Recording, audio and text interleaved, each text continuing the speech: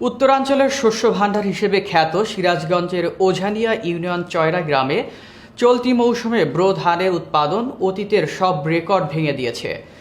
জেলায় মোট ৮,৮৬,৩৪৭ metric ton ধান উৎপাদন হয়েছে। সিরাজগঞ্জ উল্লাপাড়া থানা প্রতিনিধি মোহাম্মদ সজীব আহমেদের তথ্যচিত্রে বিস্তারিত।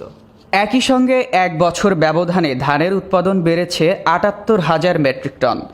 প্রাকৃতিক দুর্যোগ না হওয়ায় জেলায় ধানের উৎপাদন বেড়েছে বলে জানিয়েছেন কৃষি বিভাগ।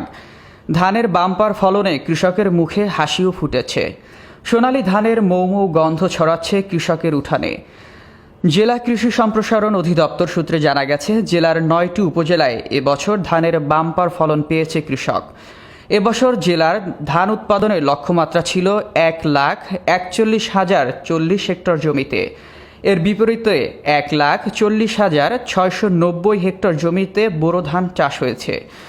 এর মধ্যে উপসি ২৮, ২৯, ৩৩, ৭৪ ও ৮১ জাতের ১,২৫,৫০০ হেক্টর, হাইব্রিড সিআই ১, ২, ৩ জাতের ১২,৯৫০ হেক্টর ও সিনজেনা হীরা ১, ২, ৩ ও ৪ জাতের ২,২৪০ হেক্টর জমিতে বোরো ধান চাষ করা হয়।